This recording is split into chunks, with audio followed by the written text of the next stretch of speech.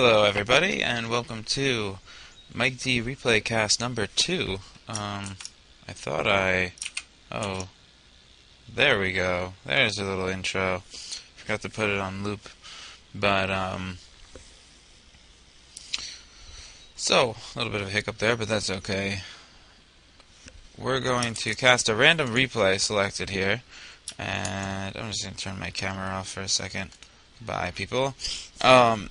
A random replay that I selected from a pack of replays of possible good replays, and I just did it randomly this time because currently the North American server is down due to the patch, and so I figured I'm streaming anyways, I might as well do a nice little cast of what I'm thinking during my games, and that's kind of the point of this whole thing. So this isn't a particularly recent game, I don't believe, and so I don't really remember what happened in this game per se, but I do know that we picked longer games that I won, and of the different matchups, and we compiled them together, and so I just picked a random game from that. This one happens to be a PvZ on Zelnaga Caverns, so we're just gonna, oops, what am I... Okay, that's not working. That's alright. Oh, because it's on it's on an earlier patch even. So this was from the last patch. That's why I can't. I was trying to put up the overlay thing. Apparently we can't do that because it's an older replay. But hopefully it's a good replay and it can show us some things here. So let's get this started. And I'm going to be unpausing right about now. Right about now. Okay. There we go. That's interesting. Sometimes there's little errors and stuff with loading replays from past patches. So as we can see, it's a PvZ on Zelnaga Caverns. Pretty standard. And I'm sure at this time I'm just going to be going for the standard kind of 3-gate expand with sentries, with maybe perhaps a little bit of pressure at some point into a little turtley kind of play, trying to get my third up and pushing out from there. So let's see how that unfolds. Interesting thing to note is that with this new patch, when walling off at your ramp, your paladin's going to have to be like here now, which I don't know how I feel about that. I mean, it's good for the PvP thing, but it's going to be interesting to get used to at least. That's definitely going to be the most annoying thing about this new patch, and not the warp gate timing, but the pylon radius is gonna bother the shit out of me, I feel, for a short time. So it looks like I'm going for a standard 12 gate, and I'm going to put my gateway in a position that I don't particularly like because it's only recently that I started doing it differently. Normally I would prefer to leave this space open right here, so you have this long hallway to tuck your zealot in. And I totally recommend doing that on any map or starting location that allows you to do it. You can do it on both starting locations on Zelnaga Caverns, just to note. So everything's looking pretty standard here. Spending 2 chronos on probes. Have to sneeze. Oh, alright. I'm back from my sneeze. Pretty standard build order. Looks like he's going to be trying to be a little bit annoying with his drone here. We'll see how successful he is with that. Oh man, I'm tired. I had a interesting night. And so, okay, and so I come over here with these two probes to knock it away, and that's really kind of what you want to be doing here. And he's going to be forced to run away pretty quickly, and I get my core down without too much of a delay. But he is going to go for the gas steal, and oh, that is oh so frustrating when you're trying to 3-gate expand. So always try and grab your gas if there's a drone in your base, even if it messes up your build order slightly, unless you have a strong deviation that you want to do from that. But I'm not a 4-gating kind of guy, so it really bothers me to for that to kind of go down. But he doesn't do the cancel trick, so I am going to be able to kill it. But it's still it's so annoying. It's just so very annoying. Looks like he's made 6 Zerglings, and I should have seen that, but I don't believe I did. Now, 6 Zerglings says something to you.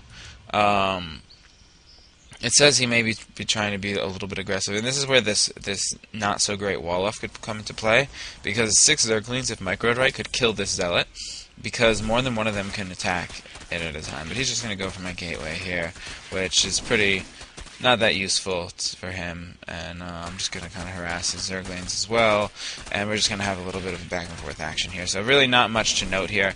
I am going for a Stalker first, because I'm pretty much forced to at this point, because of the whole sentry. Sentries cost so much gas, and he has stolen my gas. So I'm probably going to go after this gas guzzler pretty soon. Either that, or it's a possibility that I'm going for a 1-gate expand. Which I actually recommend more so than trying to kill the gas. It throws him off a little bit, makes him think you're 4-gating. He's already throwing down a spine crawler. He's quite aware that I may be 4-gating because of the gas deal. But so far he isn't overcommitting to it. Oh, and he's giving me a lot of free Zerglings here, so that's pretty nice. And speed has just started for him, so his gas is extremely late. That's interesting. He's definitely gone for a very late gas. And after 6 lings, that actually doesn't make much sense at all to me. And I am going for a 1-gate expand here, and I do think that's probably one of the better options that you can do. Especially, I believe, I do know that he didn't have a gas. Yeah, okay, so he went hatch first and he didn't have a gas, so it allows me to know that his speed is going to be really late, and I actually am totally okay with doing what I'm doing here. And it's actually going to work out better for me than had I done a 3-gate expand, because a 1-gate expand is not a bad idea when he goes with one of these gasless builds. Because slow lings are like totally useless. They can't beat stalkers. They can't beat anything really, unless you have like some sort of unreasonable amount of them, or if you're on creep. But they're pretty bad. So as long as you have slow lings out on the map, you pretty much have map control, even with just a Stalker and a Zealot. So we're just kind of moving along here. Chrono boosting probes, getting ready to transfer, and here comes the transfer. Note how many probes I'm transferring here. That number can change based off of how early your expansion is, but in this case I was attempting to get 2 very fast gas geysers, so that's kind of an interesting choice, and we'll see how that works out for me. I feel like I might end up with too much gas. That might be some compensation though for the fact that this assimilator was so late. So we'll see how that works out for me. Turns out he's taking his 3rd just about now, and I'm getting a hallucination and kind of just going for the standard sentry stalker sort of thing. And this is where I start to move out. Once you have a little bit of a forest like this, you kind of want to poke around a little bit, search for any hidden Zerglings and stuff, especially if you know he hasn't gone Speedling expand, because you're not really too worried about 30 Speedlings or something coming and surrounding your sentries. And I'm going to go for like a little bit of a push here. I'm not necessarily going to commit to it, but it's just to, and if you take a look at his base, he's still making drones, but now he's making Zerglings. And that's a direct response to the fact that I'm almost at his base with all of this stuff. So let's see how this works out for him. And I come in here and I get the force field off on the ramp, and it looks like I'm going to do a decent amount of damage here, which is actually pretty nice for me. We'll see. This is always so frustrating for the Zerg, but he didn't have very good spotting around my base, like here and here. And so, with a bunch of force fields, I'm going to force a lot of units and get a lot of damage done here. But I have a feeling that since this game goes on for quite a while, that I mess this up. And those 2 sentries that died here, that was bad, because now I'm out of force fields, and he has all these Zerglings just waiting to come mess with me. But turns out, actually it works out fairly well for me. I lose a couple sentries, and apparently force field is imbalanced, but that's okay. Yeah, and I back off. And so I did major damage to him there. He didn't get to make drones like he wanted to saturate this. He didn't get to, he lost drones, which is huge. And he made all of these Zerglings that are now actually pretty useless because I have a nice Sim City back here. He's not getting in my base like this anytime soon. And it looks like I'm going for some sort of 5-gate push. Probably going to target his expansion because I'm still making probes and I don't see a 6-gate for me. So it's really looking like a 5-gate. And with +1, and we're just going to put on some pressure. Oh, is that a... Okay, yeah, and there's the robo. So I'm going to continue teching, but I'm going to put on pressure with 5 gateways. He still hasn't even cleared his rocks here, which is pretty good for me. I actually should be already pushing forward at this point. I haven't used any hallucination to scout. I should know that this is... Do I know that that is there? I don't know that that is there. So, really, what we want to be doing is scouting this, I should have an idea that it had gone up by this point, and it's kind of bad that I don't. So always use your hallucination. Note this little pylon wall off here. Whenever you can, just go for it. It can save you a game here or there. And I'm going right for his third. I don't even know that it's there, but I know that it's there, just because at this point the third is almost always there. I have enough energy on my sentries to keep my army pretty safe, and I know that I've already put a decent amount of pressure onto him at this point. And he's gonna... Alright, yeah, I'm glad I'm doing this. This is kind of the idea here. If at all possible, you just want to abuse your force fields, kill his third. He's escaping with his drones. I have my sentries positioned here, and I'm really focusing more on them than anything. And really, I don't want to have a huge engagement. Oh, and this sucks for him. He's actually sending his drones the wrong way, so that's unfortunate. But he loses his third, and the game is really in my favor at this point. This is just a prime example of how to take something like a gas seal and but here we go.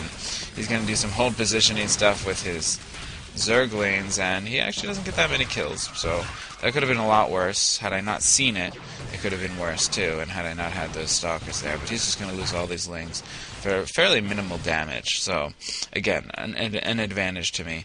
He pretty much has to do something to come back at this point. I'm pretty far ahead.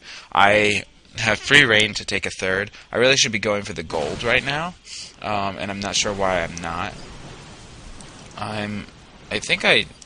Do I have an observer out? It's kind of a mistake that I don't have an observer out. Yeah, I don't have an observer out, and I really should, because burrowed roaches could be something that could help him come back from here.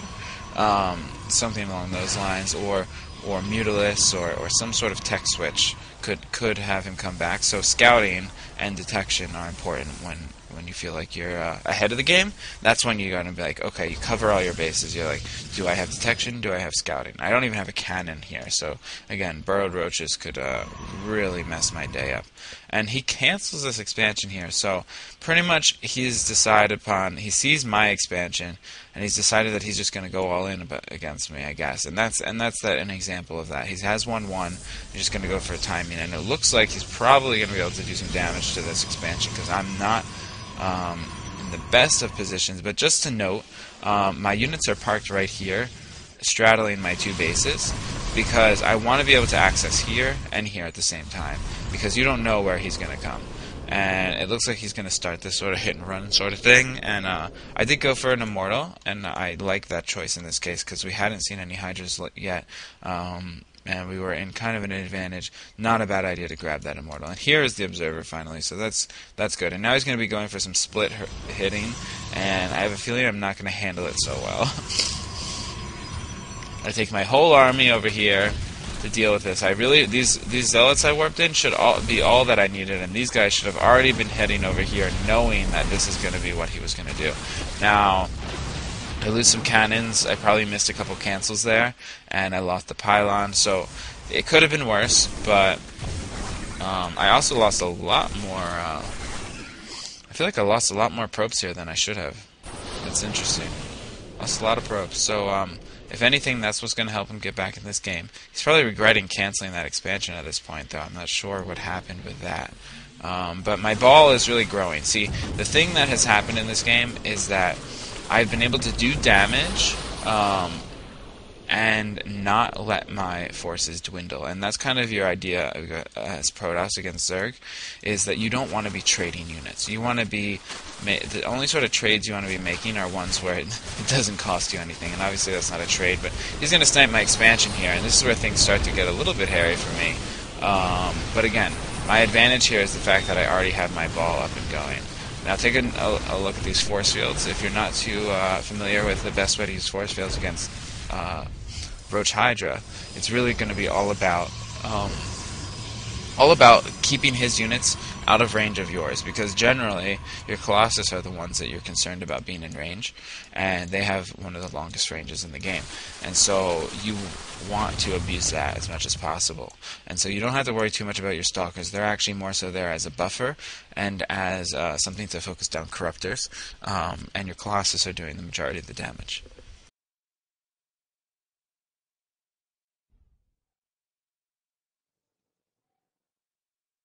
Sorry, I had another sneeze attack. But at this point, even though I've really struggled to get my third up,